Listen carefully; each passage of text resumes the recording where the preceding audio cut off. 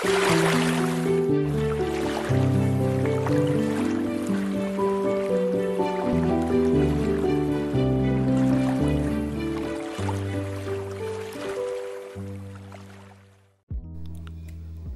বন্ধুরা, welcome to another episode of Rahul's world. আজকের এই ভিডিওতে আপনাদের দেখাতে চলেছি আগের দিনের যে বেটা ফিশটা পেয়েছিলাম তার হেলথ কন্ডিশন এক্স্যাক্ট এই মুহূর্তে কীরকম আছে সেই সম্পর্কে আজকে আপনাদের ভিডিওতে দেখতে চলেছেন, সেই ভিডিওটা আজকে জানতে চলেছেন।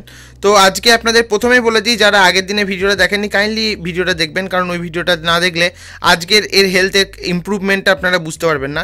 তো আগের দিনের ভিডিওতে আপনারা দেখেছিলেন এর বডিতে কিছু ফাঙ্গাল ইনফেকশন ছিল, তারপরে ফিনগুলো অলমোস্ট কেটে কেটে গেছিলো, তো ফিনগুলো দেখানোর চেষ্টা করি। আর যেটা পড়ে আছে দেখছেন এভাবে নর্মাল, এটা হচ্ছে এর জন্মগত প্রবলেম, স্পাইনের প্রবলেমের, মানে যে স্পাইন হয় সেটার প্রবলেম, সেই জন্য এইভাবেই পড়ে থাকে, কিন্তু সুস্থ। আর কাল নাগাদ আশা করছি কমপ্লিটলি সুস্থ হয়ে যাবে। আর আমি একে ছোট জায়গায় তুলে আপনাদের জন্য দেখাচ্ছি, কিন্তু একে আমি রাখছি বড় জায়গাতেই। একটা আমার কাছে 6 ফিট বলছি 6 ইঞ্চির একটা কিউব আছে, ওই কিউবের মধ্যে একে রাখতে হচ্ছে। এবং ওই কিউবের মধ্যে যেহেতু ফিল্টার বা বাকি যে সকল, যদিও এদের ফিল্টারের দরকার নেই, তাও বলছি যে সকল আপনার হিটার বা এরকম জিনিস দিতে হয় সেটা দেওয়া পসিবল হচ্ছে না, সেজন্য আমি একটা অন্য ব্যবস্থা করছি, সেটা আমি পরে দেখাচ্ছি আপনাদের বা পরে বলে দিচ্ছি। তো ওভারঅল জিনিসটা এটাই দেখাচ্ছে যে মাছের কন্ডিশন এখন ঠিক। এই যে ছোটো ছোটো পার্টিকেলগুলো যেগুলো বুঝতে পারছেন গায়ে লেগে আছে হয়তো বা জলের মধ্যে, এগুলো মাছের গায়ের জন্য নয়, এটা হচ্ছে জলের এদের যে স্টুল ফর্মেশন করেছে সেইগুলোই এর মধ্যে আছে। তো মাছটার আজকে ঠিক আছে। আর এর জন্মগত সুইমিংয়ের প্রবলেম আছে, তো সেটা স্পাইনের জন্য সেটা কিছু করার পসিবল নয়, কিন্তু বাকি যে হেলথের প্রবলেম ছিল, ডানার জন্য ছিল, বাকি যা যা ছিল সেগুলো অলমোস্ট সুস্থ হয়ে গেছে। কাল নাগাদ কমপ্লিটলি সুস্থ হয়ে যাবে এবং আমি কাল নাগাদ একে এর জন্য একটা ট্যাঙ্কে ট্রান্সফার করব।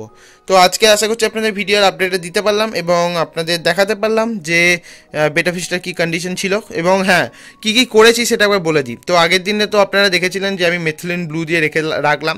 তারপর কি করেছিলাম, মোটামুটি আমি 1 থেকে 1.5 ঘন্টা পর জলটা চেঞ্জ করে দিয়েছিলাম। জলটা চেঞ্জ করে রক সল্ট আর এপসন সল্ট, ওকে, এখানে এপসন সল্ট দিয়েছিলাম পার গ্যালনে 1 গ্যালনে যদি আমি 1 চামচ দিই, এখানে আমি দিয়েছিলাম 1 গ্যালনে 1/2 চামচ, আর ওখানে রক সল্ট সেম 1 গ্যালনে 1/2 চামচ। তো সেই অনুপাতে আমার কাছে মোটামুটি খুব বেশি হলে 2 লিটার জল ছিল, তো 2 লিটারের একটা কনসেন্ট্রেশন ওই অ্যামাউন্ট করে আমি হিসাব করে দিয়েছিলাম। যাই হোক, তো তারপর মোটামুটি এর হেলথের ইমপ্রুভ আসতে থাকে, ট্যাঙ্কের টেম্পারেচার বাড়িয়েছিলাম, আর আমি এখানে আমন লিভের যে এক্সট্রাক্ট হয় সেটা আমার কাছে ছিল, ওটা অ্যাড করে দিয়েছিলাম।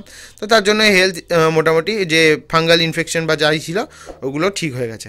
তো এই হচ্ছে আজকের ভিডিও। আশা করছি ভিডিওটা ভালো লেগেছে, ভালো লাগলে লাইক করবেন, নতুন হলে সাবস্ক্রাইব করে নেবেন। আজ আসছি, দেখা হচ্ছে খুব তাড়াতাড়ি, ততদিনের জন্য গুড বাই।